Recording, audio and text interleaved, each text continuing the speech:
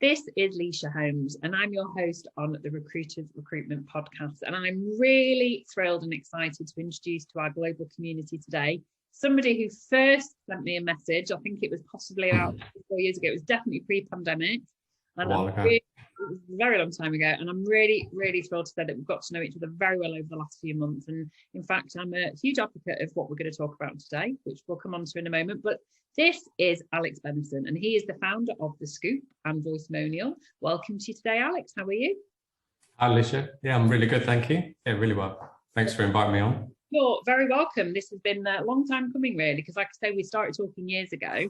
And the truth is, and this is why one of the reasons I wanted to invite you on today, that you knew you had something really special for recruiters. And when you first presented it to me, my brain was a little bit I couldn't grasp it. But I definitely am now. So for those who are not yet familiar with who you are and what you do and what The Scoop is and Voiceimonial, give us an overview of what it is and why you came up with the concept of it.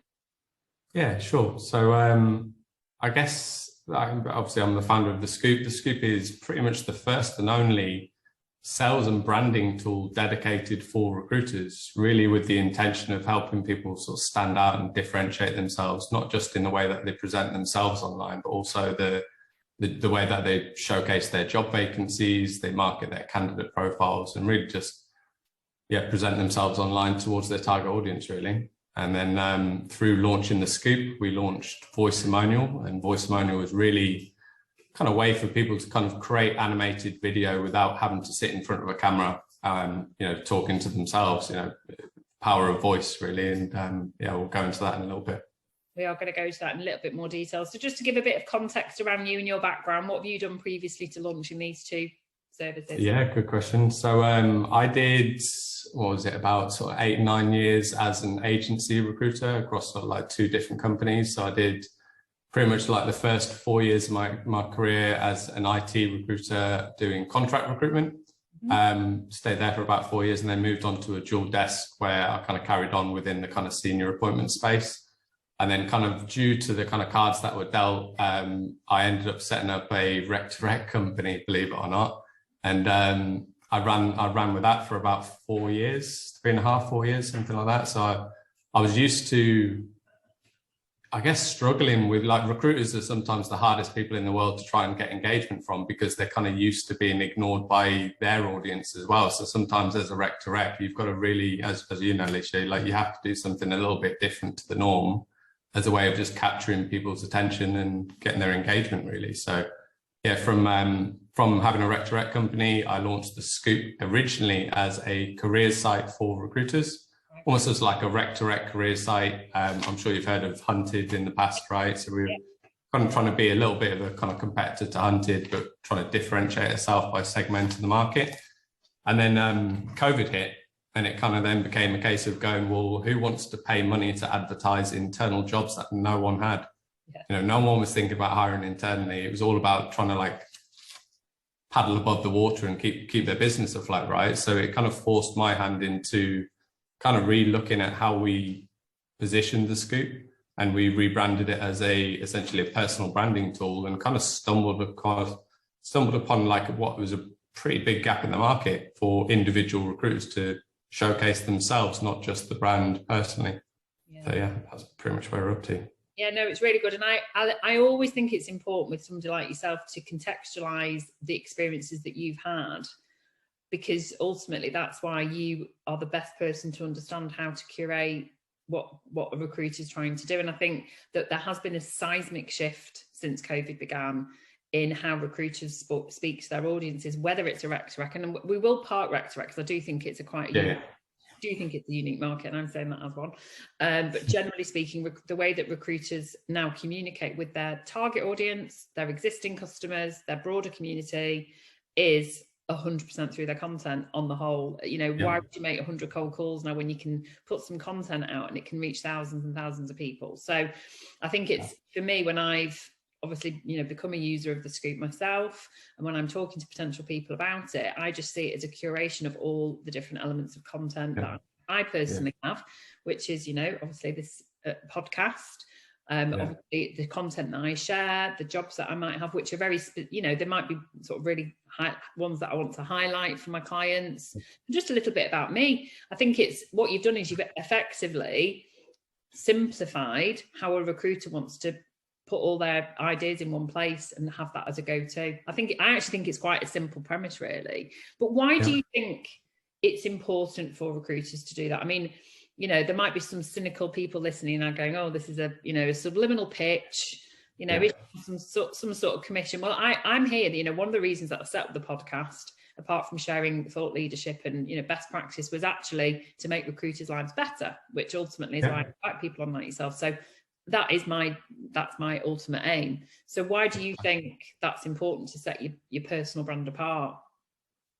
Well, I think partly it comes down to the difficulties in kind of believing in the efforts that you go to create content, because I think first and foremost, like, we've all tried to differentiate ourselves by doing a bit of video, whether or not that's a video outreach message to a candidate. But I think sometimes when you kind of like hit a brick wall, you've tried it 4, 5, 6 times and you don't get the return from it, you kind of give up on it. And I think it's about positioning things in the right way to make your life easier so that you can use kind of like technology to your advantage, right? So I think if we look at the way in which that we all kind of engage our audience over the course of the last 20 months, we all know it's massively evolved. Just people jumping on webinars. We all used to be scared of going on Zoom calls, and people would have their camera off. And so the things like creating webinars or doing podcasts or meetup events or anything like that, we go to that effort to do it. And really, where else could we go other than a LinkedIn activity feed as a way of going out and getting that seen?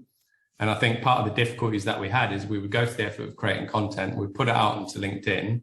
And what's the lifespan of a LinkedIn post? It's kind of like, for some, obviously some people get mad engagement, but for the average recruiter, it lasts for like a day to 2 days max. And then suddenly it falls into your activity feed, never to get seen again. And I think when you're trying to reach out to a new prospect to showcase who you are as an individual, as a recruiter, to build trust, to have authority and all the rest of it, then it more often than not, you're approaching them on behalf of a job vacancy that you have or a candidate that you're representing.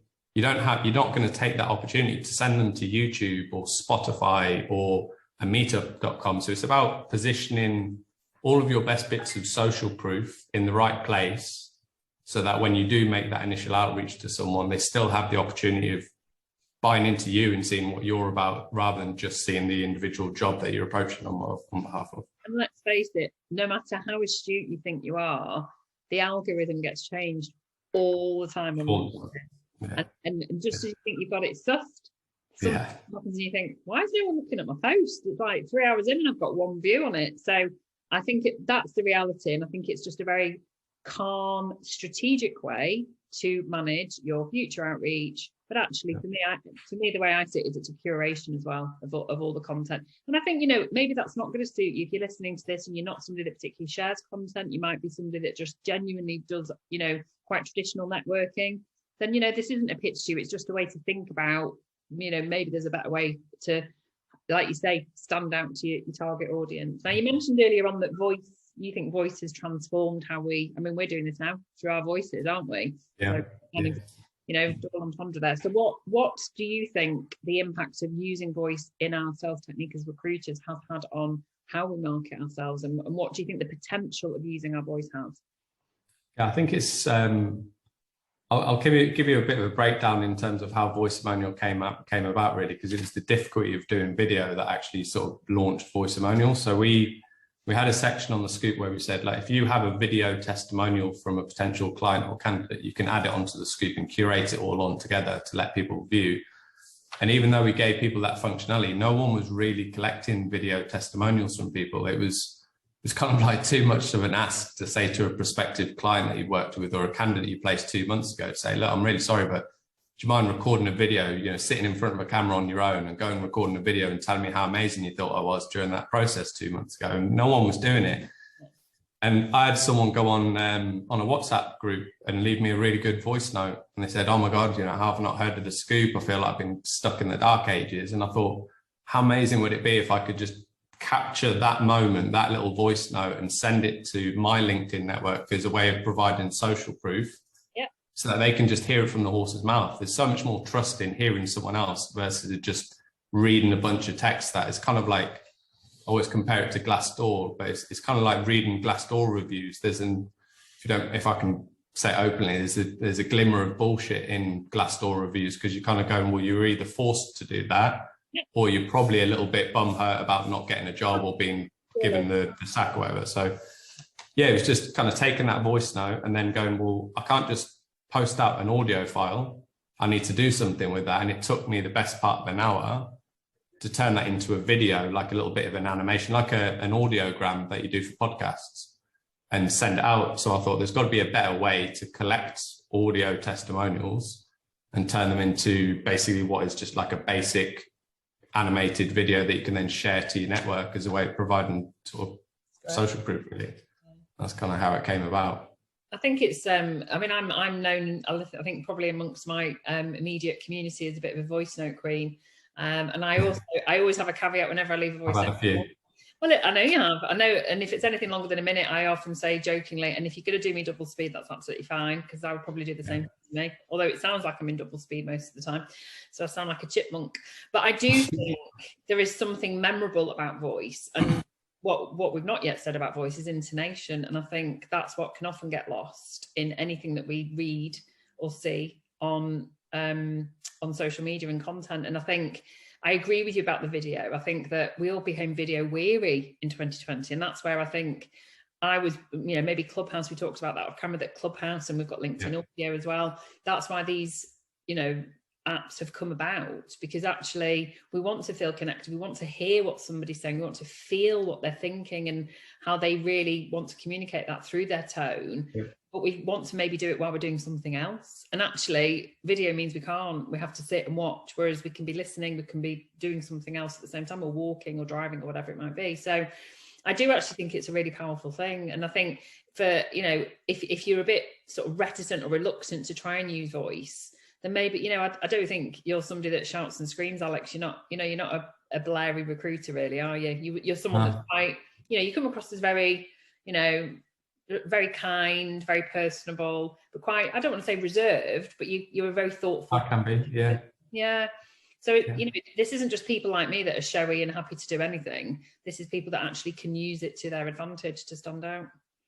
Yeah. And let's be honest. I mean, how many times have you seen someone, I did a post about it a little while ago, but it's kind of like when you've been told to do video and you can kind of see it looks like they've got a gun to the head.